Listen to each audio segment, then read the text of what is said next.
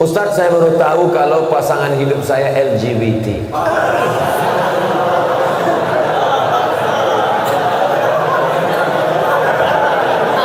Apa yang harus saya lakukan Ustaz? Mempertahankan atau meninggalkannya?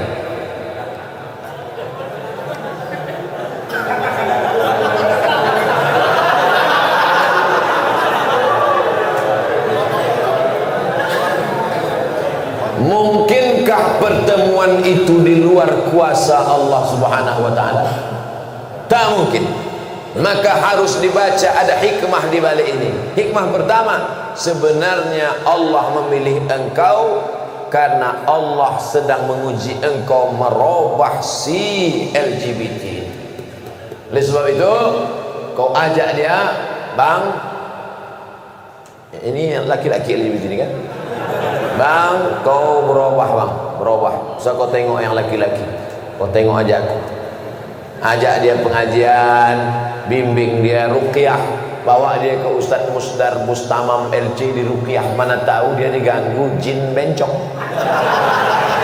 Ada. Jangan bapak ibu sangka orang LGBT itu murni karena diri dia diganggu jin. Ada beberapa bencong waktu dibacakan ayat-ayat ruqyah keluar balik jantannya. Oh, hafal. Padahal sebelum itu apa? Sehat dia. Segala usaha, pergi ke terapis, pergi ke psikolog, pergi ke ustaz, pergi ke ruqyah. Kalau kau tengok ada perubahan, lanjutkan. Tapi kalau kau tengok nampaknya dia tak berubah, maka kau gugat ke pengadilan, kau cari suami yang bersih dari penyakit LGBT. Tapi lakukan dulu langkah-langkah ini. Tapi kalau dia tak berubah juga, memang tak ada niat dia untuk berubah, memang dia mau bertahan di situ. Kalau perempuan lemah, tak sanggup, la yukallifullahu nafsan illa usaha, maka kau gugat dia ke pengadilan. Saya gugat dia karena dia LGBT. Tengok sama Pak Hakim, kenapa kau gugat dia? Dia LGBT. Betul kau LGBT? Iya, kata dia. Mudah-mudahan Allah menyelamatkan anak cucu cicit kita dari LGBT. Penyakit LGBT ditulis dalam Al-Quran. Innakum la ta'tuna ar-rijala syahwatan min dunin nisa. Kalian mendatangi laki-laki bersyahwat tak mau pada perempuan. Hukumannya ditulis dalam Quran. Ja'alna 'aliyaha safilaha. Kami jadikan yang bawah naik ke atas, yang atas bawah turun ke bawah. Amtarna 'alaihim bihijaratin min sijilin mandun. Kami hujani mereka dengan batu dari api neraka. Tak ada azab-azab yang hebat itu sampai ditulis dalam Quran, menunjukkan begitu hebatnya dosa LGBT. Di dunia kena penyakit HIV/AIDS. Ada pengakuan seorang dokter ketika diperiksa, macam-macam penyakit yang tak terlintas di pikiran. Orang kena LGBT ini berbisul otaknya. Orang bisul di lutut, jadi otak. Nah, sebab itu LGBT, tobatlah kalian, tobat. Bertambah lagi musuh. Mengamuk pula besok LGBT. Pantailah situ.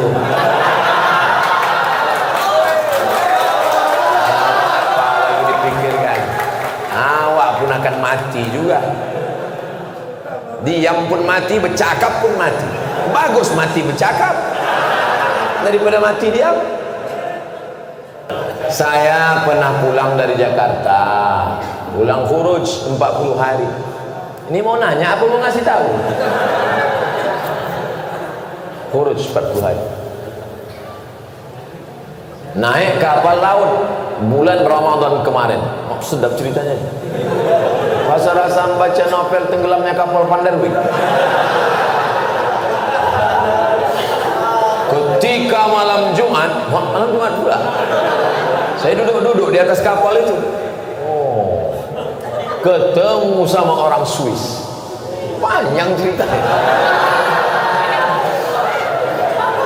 Alhamdulillah, lebih kurang 30 apa ini? 30. Tahu pula benar ya aku lagi. Bicara sama orang Swiss itu, berhasillah kami bimbing dia syahadat. Allahu Akbar. down saya membaca. Saya menceramahi orang yang udah Islam. Saya menceramahi orang yang sudah dalam masjid. Ini mereka meninggalkan keluarga, meninggalkan harta, meninggalkan ruko, khuruj fisabilillah, menceramahi orang yang tak kenal Allah menjadi kenal Allah hanya dalam waktu 30 menit. Aku sudah 1 jam ceramah. Yang udah beriman tetap aja iman gitu. Malu kepada Allah SWT. Alhamdulillah dia pun bersyahadat Pak Ustaz, dan kami kasih hadiah siwak. Dengan senang hati langsung dipakainya siwak itu. Tapi ketika turun saya kehilangan orangnya. Bagaimana tanggung jawab saya kepada Allah telah mensyahadatkan dia? Maka tadi saya disuruh membimbing syahadat perempuan. Lalu saya pesankan kepada pengurus masjid, catat nomor HP-nya, daftarkan dia ke Mu'alaf Center. Mu'alaf Center artinya pusat mu'alaf, bukan mu'alaf yang bawa senter. Persatuan mu'alaf. Nanti kalau ada yang masuk Islam, tolong dibuatkan, daftarkan di Mu'alaf Center. Perhatikan dia sudah ngaji atau belum, sholatnya bagaimana, puasanya bagaimana. Jangan setelah sadar. Tapi ini kau sudah berikan dia hidayah, saudaraku. Ayyadiyallahu bika rajulan wahidan, satu orang dapat hidayah kanamu khairum min umurin na'am, lebih baik daripada kau memiliki seekor unta yang merah. Adapun kelanjutannya mudah-mudahan sekarang kan mereka orang-orang barat ini canggih, dia tahu internet, duit dia banyak. Mudah-mudahan dia kembali ke Swiss dan dia menggabungkan diri dengan saudara muslimnya di Eropa. Yang udah lalu tak bisa kita ulang. Sebenarnya yang akan datang kalau mensyahadatkan, jangan lupa catat nomor HP-nya, alamatnya, supaya bisa kita kirim kabar, kita kasih video ceramah saya ini pula. Adik-adik yang di Fakultas Bahasa Inggris di USU Universitas Sumatera Utara, kalian terjemahkan bahasa ceramah saya ini ke bahasa Inggris supaya masuk Islam pula orang-orang Swiss sana nanti. Jangan dianya aja dapat surga, saya mau juga. Bagaimana Islam dia Pak Ustaz? Dia udah bersyahadat, tinggal dia belajar sholat, belajar puasa, belajar dia bagaimana berzikir, membaca Quran. Jangan lupa di Eropa itu pengajian-pengajian Islam justru lebih banyak. Di sana ada Islamic Center, ada Islamic Council, macam-macam di sana ada. Jadi jangan cemas, jangan takut. Engkau sudah menyampaikan hidayah kepada saudara kita. Begitulah aslinya dakwah. Inilah yang dai mengajak orang dari jalan setan ke jalan Allah, mengajak orang dari jalan tak tahu hidayah kepada jalan hidayah. Inilah yang dai, bukan Ustaz Abdul Somad dai. Ustaz Abdul Somad hanya mau izzah hasanah, menceramahi orang yang sudah dalam masjid, orang yang sudah baik, orang yang sudah dapat hidayah. Nah, Ustaz, bagaimana cara menghadapi suami yang terlalu fanatik dengan pengajian salafi? Sementara saya selalu berselisih paham dengan dia, dan dia selalu melarang saya untuk jangan memfoto atau memvideokan anak saya. Mohon pencerahannya Pak Ustaz. Perbedaan dengan salafi ini ada beberapa poin. Saya banyak kawan saya salafi. Ustadz Mahir Tuailibi salafi, Ustadz Omar Mita salafi, Ustadz siapa yang di Malang? Abdullah Hadrami salafi. Cuma salafi ini ada yang garis lunak, ada yang garis keras. Kalau yang lunak baik, tetap hubungan baik. Cuma kalau yang keras, pertama ditengoknya jenggot, kedua kaki celana. Asal tengoknya tak berjenggot, tak kaki celana, neraka jahanam. Saya berapa kali dimasukkan orang itu ke neraka.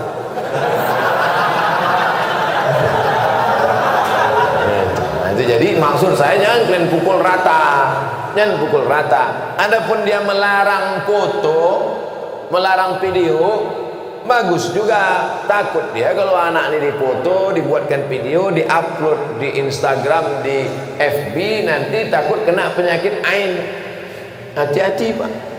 Jangan cuma foto anak, foto bini pun bisa kena juga. Dilarikan orang bini bapak nanti. Itu hati-hati. Nah, jadi kalau sekedar melarang foto sama video tak apa-apa, tapi kalau sampai pada perbedaan mazhab, ini tentang masalah salat. Pak Ustaz, bagaimana hukumnya apabila seseorang terlambat atau tinggal dalam sholat id? La ilaha illallah. terlambat. Parah kawannya.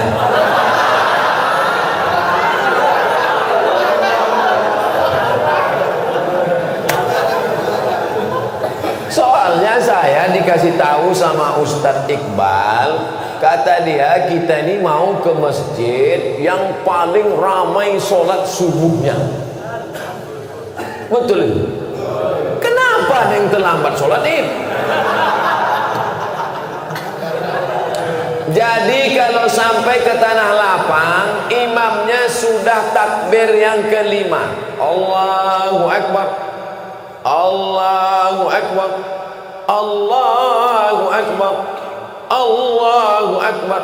Apakah makmum yang masbuk tadi mesti mengulang takbirnya tadi? Tidak, karena takbir itu hukumnya sunnah.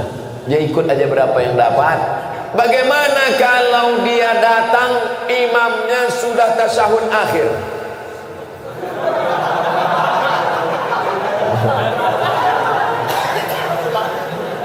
Udah hampir terbuka mulut imam. Masuk dia. As gitu imam. Masuk dia.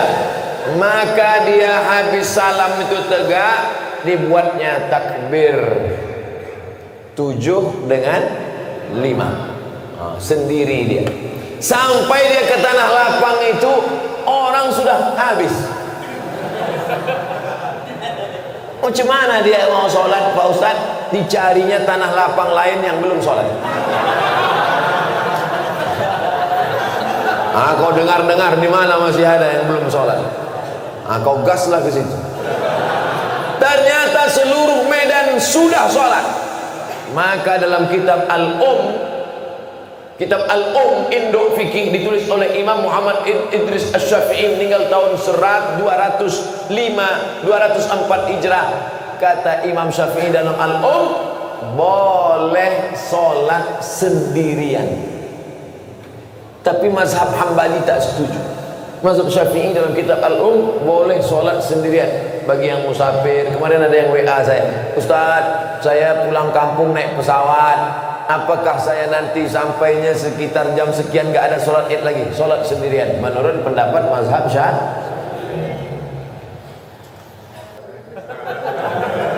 Ustaz, sekarang saya ini tengah mengagumi seorang mahasiswa di Mesir.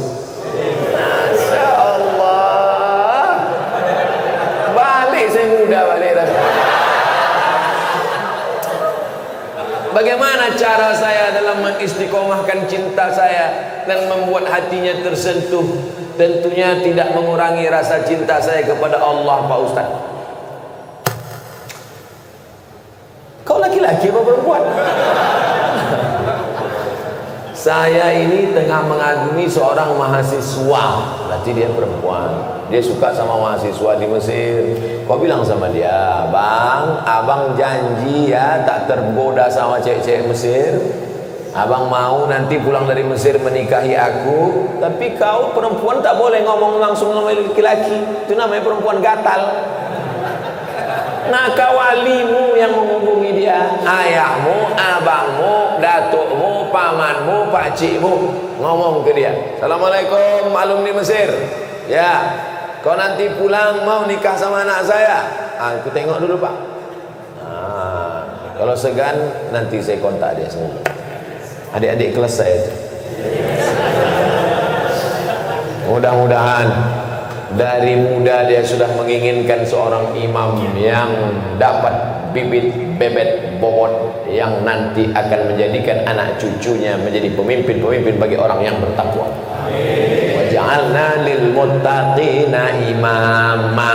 Nah, sekarang anak-anak gadis ini yang ditengoknya bukan tamat dari Mesirnya, ini ditengoknya bukan ilmu agamanya, ini ditengoknya datang naik apa? Kalau ditengoknya naik Grab, enggak.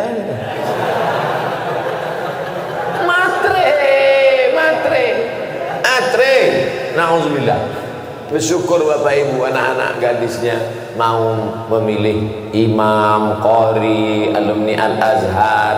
Ustaz, saya mau tanya, mana yang diutamakan, suami apa istri? Mana yang diutamakan, suami antara istri atau saudaranya? Soalnya suami saya selalu ini ada kewajiban, hai laki-laki, kalian punya 5 kewajiban pada perempuan. Pertama, kasih dia makan. Pagi lontong sayur, siang capcay, malam tahu saya masuk. Pertama, kasih dia makan. Yang kedua, kasih dia pakaian. Karena sekarang banyak laki-laki yang tak mengasih bininya pakaian. Kalian tengoklah di mall-mall, kain belum menjahit dipakai, celana kuyak dipakai. Yang ketiga, kasih dia tempat tinggal yang layak. Yang keempat, kasih dia pendidikan. Aslinya kalian laki-laki yang mendidik istri kalian. Dek, ini namanya idgham, ini namanya qalqalah, ini namanya ikhfa, ini namanya. Aslinya laki-laki yang mendidik istrinya. Tapi karena tak sanggup, maka diajarkan kepada guru mengaji. Makan, pakaian, tempat tinggal, pendidikan, perhatian. Banyak perempuan sekarang pakai tumit sepatu 15 cm. Itu perempuan yang perlu perhatian. Tak diperhatikan dia, itulah ingin diperhatikan orang. Dipakainya tumit sepatu 15 cm. Dia yang pakai, kita yang takut. Nengok dia, jatuh. Kalau sudah kau kasih 5 kewajiban, maka gugurlah kewajiban engkau di hadapan Allah Subhanahu wa taala. Itu standarnya. Lebih dari yang 5 itu berarti engkau sudah adil. Gimana laki-laki? Siap memberikan yang 5 tadi? Nah, soleh-soleh semua itu insyaallah. Selamat malam Ustaz. Assalamualaikumnya ada. Kayak selamat malam. Saya tak mau disebut selamat malam. Iya, malam selamat, besok pagi. Apalagi udah kena lapor kan nih, ngeri-ngeri juga gitu. Iya, jangan lakukan mancing-mancing. Saya hamba Allah Pak Ustaz. Alhamdulillah, sekarang banyak orang hamba harta, hamba kuasa, hamba setan, hamba hantu. Bagaimana cara menjaga sholat agar lebih khusyuk dan tak malas Pak Ustaz? Itu nampak api kan? Kalau nanti terlintas di hatimu malas sholat, bakar jadi sudah. Berapa lama kau tahan? Boleh.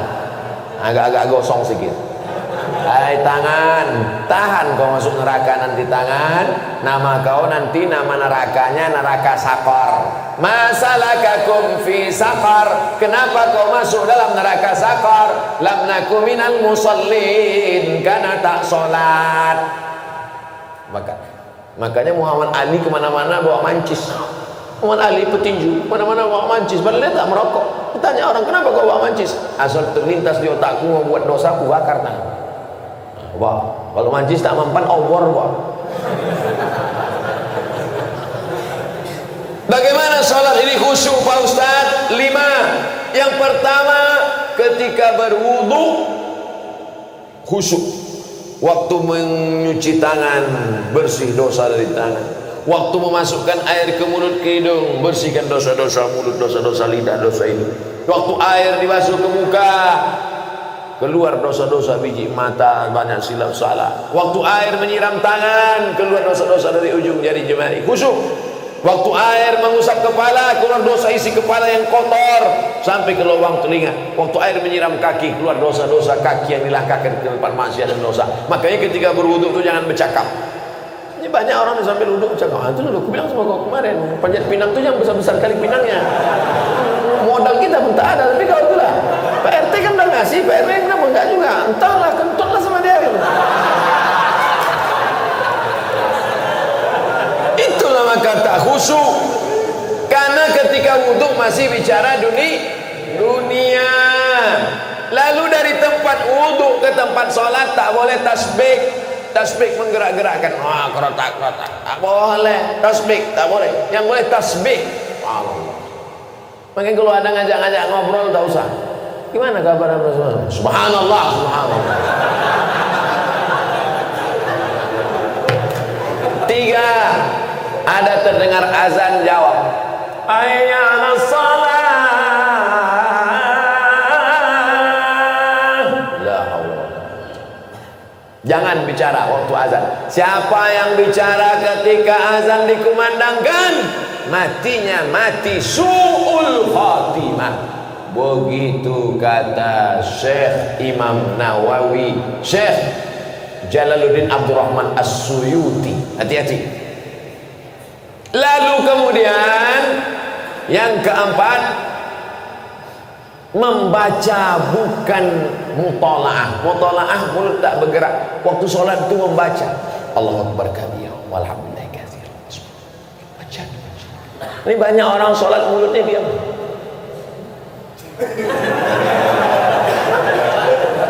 Mulut membaca, karena di situ disebut qiraah. Qiraah artinya membaca.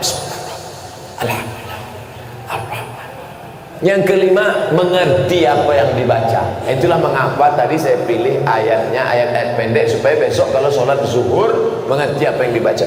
Wailul likulli humazatin lumazah alladzi jama'a malahu wa addadah. Kebetulan kawan di sebelah itu asik ngumpul-ngumpul harta. Jama'a malahu wa addadah. Yahsabu anna malahu akhladah. Kalla la yumbadanna fil hutamah.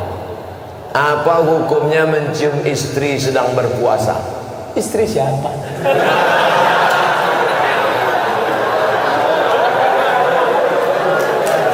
Kalau istri engkau yang kau cium maka tak batal. Dalilnya Nabi mencium Aisyah. Tapi kalau dia ihtiyat, hati-hati, takut dia tak bisa mengendalikan hawa nafsunya seperti Nabi Muhammad SAW, maka dia ihtiyat, dijaganya. Tapi hukum aslinya tak batal. Tapi kalau sampai memperturutkan hawa nafsu, maka jatuh dalam batal, rusak puasanya. Man lam yada imsakun nafsi, menahan diri, anil mahzurati, dari semua yang terlarang, min tulu'il fajri, dari terbit fajar, ila ghurubi syamsi, sampai tenggelam matahari. Itu definisi puasa. Kalau ada dalil yang menjelaskan tentang tahlilan, la ilaha illallah, la ilaha illallah, la ilaha illallah, itu artinya tahlil. Tasbih subhanallah, tahmid alhamdulillah, takbir Allahu akbar, tahlil la ilaha illallah. Man halala, siapa yang mengucapkan tahlil, summa ahdatsa wabahu ilal mayyit, kemudian tahlil itu dihadiahkannya kepada si mayit, orang mati, yantafi'u bihi, pahalanya sampai dan orang mati itu dapat manfaat. Begitu kata Imam Ibnu Taimiyah dalam kitab Majmu' Fatwa Ibnu Taimiyah. Kenapa Ustaz pilih pendapat Ibnu Taimiyah? Karena yang banyak melarang-melarang ini sekarang anak-anak buahnya Ibnu Taimiyah. Paham?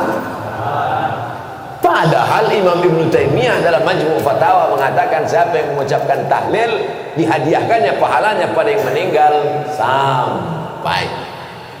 Kalau dimasakkannya bubur kacang hijau, kenapa Ustaz tiba-tiba ingat bubur kacang hijau? Oke, bubur jagung kalau gitu. Lalu kemudian dihadiahkannya pahalanya untuk almarhum, sampai apa tak sampai? Sampai. Mana dalilnya? Mana? Kata Sa'ad, ummi matat, makku mati. Afa atasaddaqu anha, kalau aku bersedekah pahalanya sampai tak untuk emakku? Kata Nabi, tasaddaq, sampai. Bersedekah enggak? Sedekah. Ayu sadaqatu afdal, apa sedekah yang paling afdal? Kata Nabi, saqyul ma', sedekah yang paling afdal mengasih air minum. Kalau air minum saja sampai, apalagi gulai bau. Artinya sedekah sampai, sedekah sampai, tahlil sampai. Apa lagi? Bacaan Quran. Yasin wal Qur'anil Hakim innaka laminal mursalin. Sampai apa tak sampai bacaan Quran pada orang meninggal dunia? Sampai. Bacaan Quran untuk orang meninggal dunia sampai. Mana dalilnya? Ketika Nabi SAW melewati suatu makam, diambilnya pelepah korma, ditusukkannya ke makam itu. La'allallaha an yukhaffifa 'adzabahuma ma lam yaybasa. Tasbih pelepah korma sampai pada orang yang meninggal. Apa komentar Imam Nawawi dalam kitab Majmu', dalam kitab Al-Minhaj Syarah Sahih Muslim Ibn Al-Ajjad? Kalau tasbih pelepah korma saja sampai, apalagi bacaan Quran orang yang beriman. Buka kitab Ar-Ruh, punya Imam Ibnu Qayyim Al-Jauziyah, murid Imam Ibnu Taimiyah, punya murid namanya Ibnu Qayyim Al-Jauziyah, punya kitab namanya Ar-Ruh. Diriwayatkan sampai kepada Imam Ahmad bin Ambal lewat di suatu makam, ada orang membaca Al-Quran, Imam Ahmad bin Ambal melarang, tapi orang itu menyebutkan riwayat hadis, ternyata perawinya thiqah, bahwa Nabi punya sahabat namanya Abdullah bin Umar, anak Umar bin Khattab, berpesan, kalau aku mati nanti, bacakan di atas kuburku, pada bagian kepalaku pangkal Al-Baqarah, pada bagian kakiku ujung Al-Baqarah. Itulah dalil bacaan Quran sampai untuk orang yang sedekah sampai, tahlil sampai, baca Quran sampai. Sudah saya sebutkan dalil-dalilnya. Tak juga percaya, saya tak bisa menjawab. Habis. Saya cuma bisa minta nama lengkap supaya nanti kalau mati saya kirim. Kalau tak sampai, cepat-cepat kasih kabar.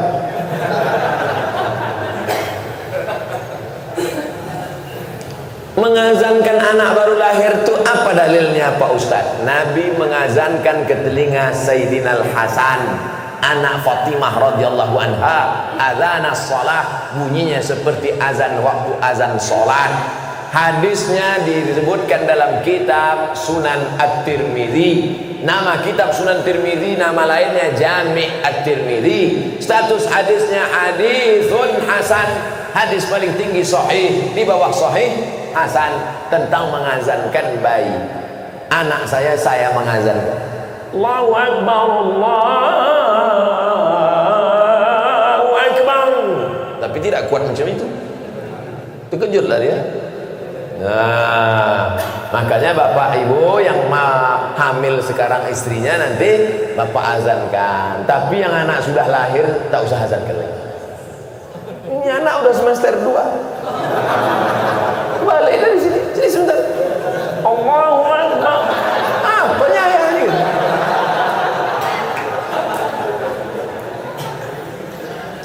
Saya mau tanya mengenai pernikahan uang hantaran. Bagaimana menurut pandangan Ustadz kalau si ibu wanita itu meminta uang hantaran mahar yang cukup tinggi?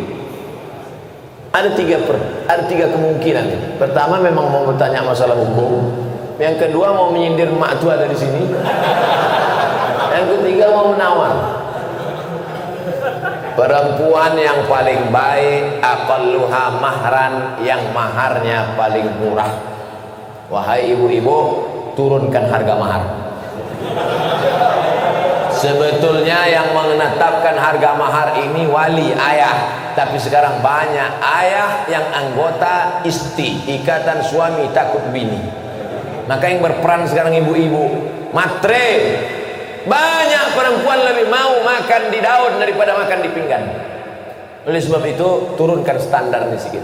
Jangan nanti setelah dihamil barulah na'udzubillah, na'udzubillah, datang dia baik-baik. Idza ja'akum man tardawna dinahu, kalau datang kepadamu orang yang baik akhlaknya, wa khuluquhu baik agamanya, fazawwijuhu, nikahkan dia. Illa taf'alu, kalau tak kau lakukan, takun fitnatun fil ardi wa fasadun 'arid, maka terjadi kerusakan yang amat sangat berat. Tolong jangan sampai anak-anak muda ini besok buat baleho turun ke jalan, turunkan harga mahar, turunkan harga mahar.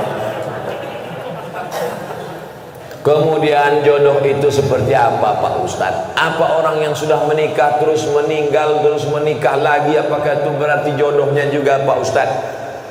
Karena berjumpa orang berjodoh atau karena jodoh dia berjumpa?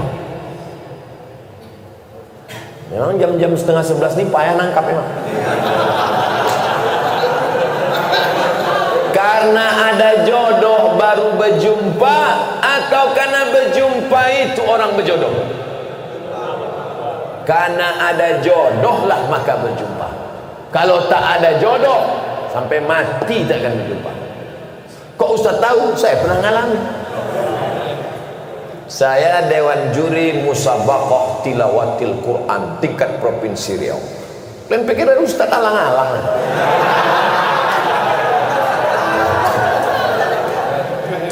Waktu itu belum nikah. Kata kawan saya, "Mat, ku carikan kau perempuan qari'ah hafizah." Kami dewan juri waktu itu. Iyalah, kami pun seminggu kami cari, tak jumpa-jumpa. Setelah saya nikah tahun berikutnya, pas kami sedang makan nasi goreng, berbisik kawan saya, "Mat, yang kita cari tahun lalu itu di belakang." Tapi kita udah menikah. Maka kalau tak berjodoh takkan berjodoh. Karena ada jodoh itulah maka berjumpa. Oleh sebab itu jangan nanti yang laki-laki ini banyak salah jawab ini. Papa kok bisa nikah sama mama? Entah salah sambung. Jawabannya mesti kau katakan, aku tak pernah mencari makmu, makmu tak pernah mencari aku. Allah mempertemukan kami. Ibu itu pun dari dapur, so sweet.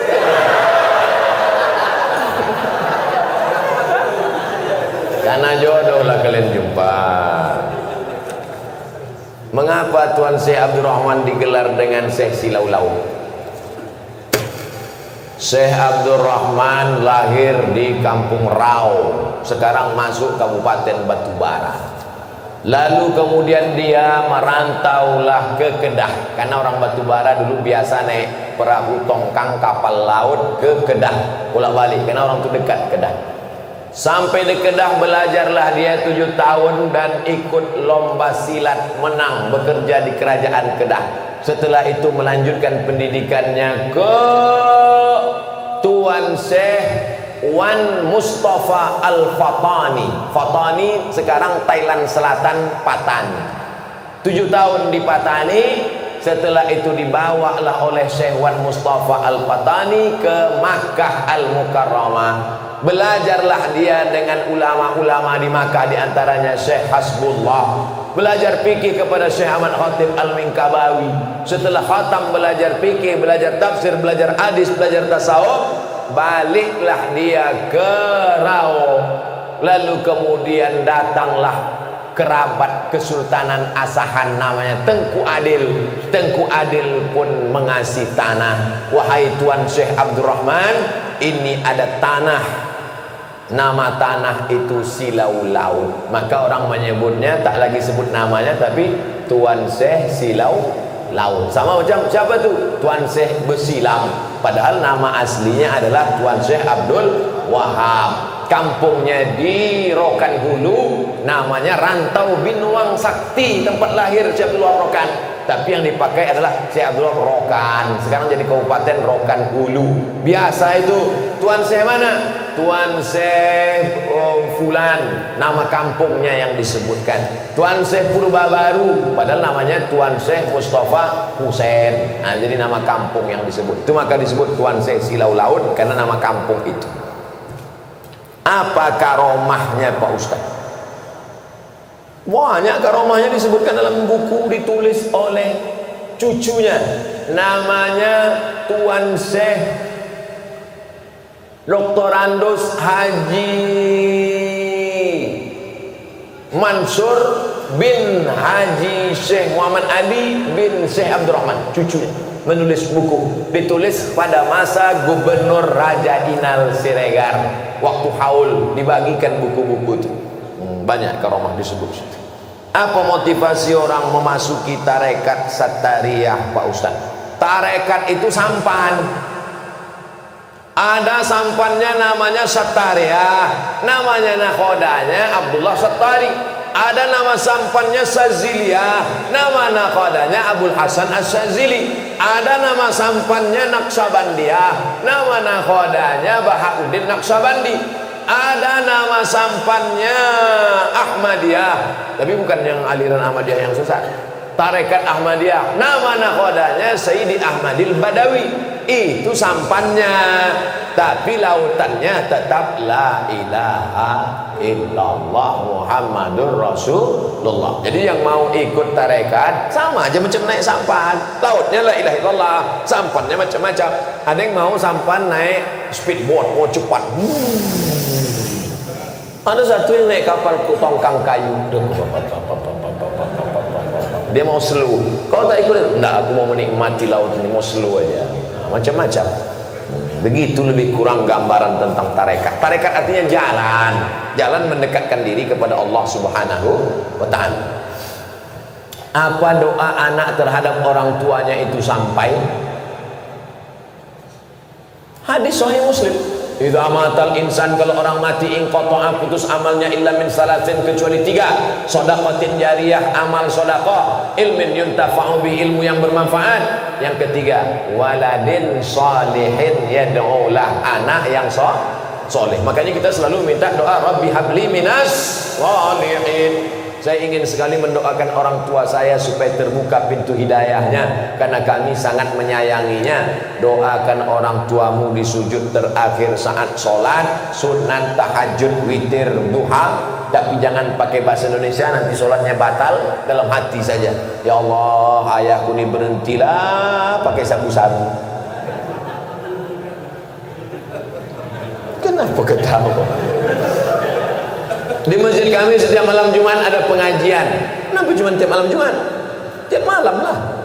Malam Senin fikih, malam Selasa hadis, malam Rabu akidah, malam Kamis tasawuf, baca Ihya Ulumuddin, malam Jumat stop wirid Yasin, malam Sabtu pengajian akhlak, malam Ahad tablik akbar. Masjid penuh tiap malam. Karena kalau tidak, kosong masjid. Akan tetapi waktunya dimulai ketika azan sholat isya hendak berkumandang, sehingga jamaah sholat isya pergi ke masjid lain. Apakah sikap Ustadz itu benar membuka pengajian ketika azan isya berkumandang? Habis sholat isya dulu, habis sholat isya baru buka pengajian. Kenapa mesti pas azan isya itu? Sholat isya dulu, habis sholat isya baru buka pengajian. Saya selalu membuka pengajian maghrib. Kalau pengajian di Pekanbaru maghrib. Supaya apa? Supaya orang sholatnya 2, maghrib berjamaah, isya berjamaah. Karena kalau dibuat isya, banyak jamaah datang lambat. Bahkan diumumkan, jamaah Ustaz udah terduduk setengah jam. Buat pengajian maghrib ke isya. Di Malaysia kami gitu, maghrib, isya, pengajian. Habis isya, tanya jawab. Efektif. Doa berhajat, dia berhajat naik haji dengan menjual tanah. Namun anak-anaknya melarang, malah minta bagian tanah dibagi sebagai warisan jika orang tua meninggal, sehingga orang tua tak jadi mendaftar haji. Bagaimana sikap orang tua dan sikap anak-anaknya ini? Desa kami banyak tanah ladang lebar-lebar Pak Ustaz. Oh, kalau dapat anak tak bertuah.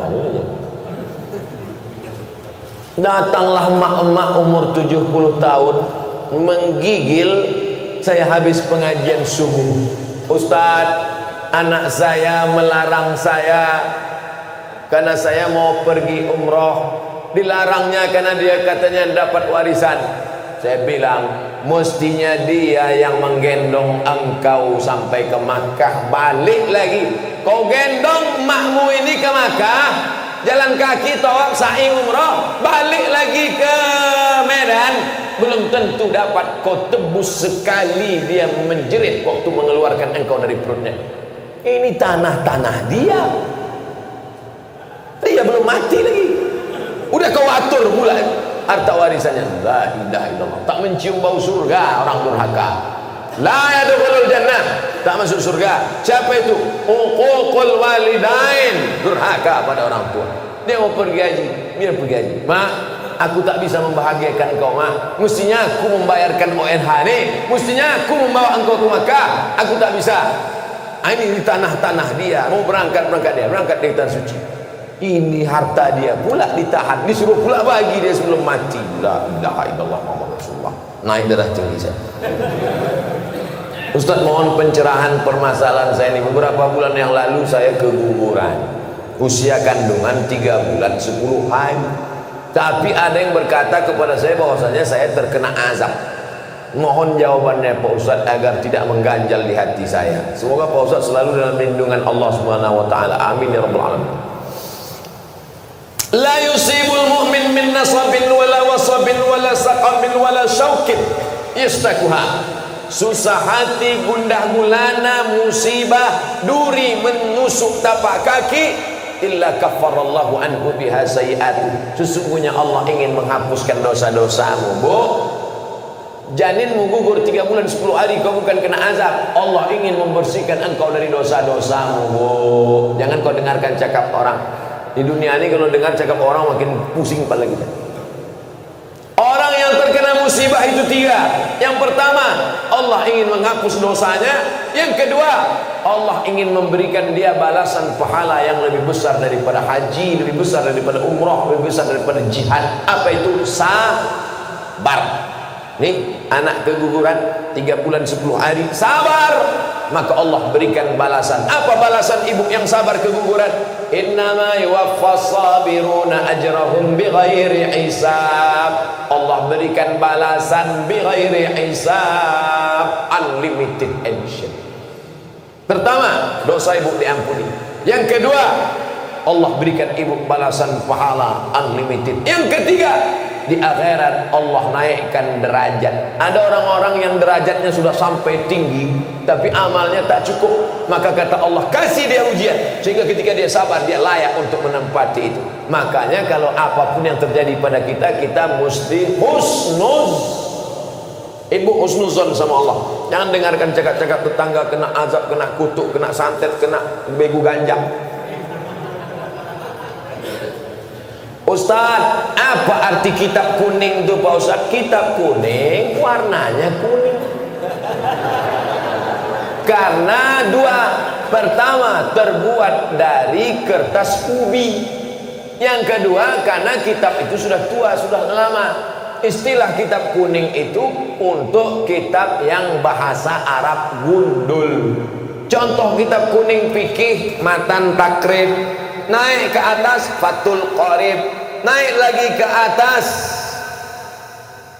orang membaca kitab I'anatul Talibin, naik ke atas Al-Mahalli, naik lagi ke atas Majmu' Sarah Muhadzab. Itu yang dibaca di pondok-pondok pesantren kitab kuning. Nahwu belajar dari Imri, belajar dari Al-Ujrumiyah, naik kepada Imriti, naik kepada Suribu Bait Ibnu Malik, Syarah Ibnu Aqil, Alfiyah Ibnu Malik. Itu yang disebut dengan istilah kitab kuning adalah kitab Arab gundul. Adapun yang banyak tempat kita perukunan Melayu itu bukan kitab kuning, itu perukunan Melayu. Bahasanya bahasa Melayu, tulisnya tulis Arab. Beri kami semangat untuk mempelajarinya Pak Ustaz. Masuk pesantren. Semangat masuk SMA. Mana membaca kitab kuning kan SMA? Nah, oleh sebab itu wakafkan anak-anak kita. Jangan takut miskin. Ini banyak orang tua, anak ibu di mana? SMA. Kenapa tak masukkan pesantren? Nanti makan apa? La ilaha illallah Rasulullah. Kisah nyata, true story. Mau mendengarnya? Tak mau pun saya ceritakan juga. Menumpanglah dia di rumah makciknya. Susah numpang di rumah makcik. Sekolah pesantren. Apa kata makciknya? Ngapailah kau sekolah pesantren? Nanti kau makan apa? Tengok abang-abang kau. Itu SH, itu insinyur, itu dokter. Malang tak dapat ditolak, untung tak dapat diraih. Hari berganti musim berubah. Apa yang terjadi? Sekarang makcik di hari tua menumpang di rumah keponakan yang sekolah agama tadi, karena dia punya pondok pesantren dengan santri. Sekarang keponakan itu yang bisa ditumpang. Adapun yang dibangga-banggakan tadi, satu pun tak bisa ditumpang. Dunia tak dapat, akhirat melayang. Saya tak melarang anak-anak jadi insinyur, silakan. Mau jadi SHMH pengacara, silakan. Tapi tetap basic pendidikan agama. Kalaupun dia jadi dokter, biarkan dia jadi dokter. Nanti dia akan jadi teman saya, partner. Kami akan berdakwah ke pedalaman. Abdul Somad ceramah, dia khitan masal. Tabligh akbar bersama dokter muslim. Khitan gratis. Daftarkan anak dan suami Anda. Dan suami yang mu'alaf baru masuk Islam. Takkan mungkin saya motong pakai kampak satu-satu. Pengacara bagus, tanah yang diambil korporat perusahaan asing. Siapa yang membela? Mahal menyewa pengacara. Datang, pengacara gratis dari Ikatan Sarjana Pengacara Muslim. Nah, ini penting. Pendidikan agama, sanawiyah, aliyah, pondok pesantren. Adapun nanti kuliahnya silakan. Fakultas hukum silakan, kedokteran silakan, arsitektur silakan. Mudah-mudahan anak-anak kita semuanya selamat akidah Ahlus Sunnah wal Jamaah.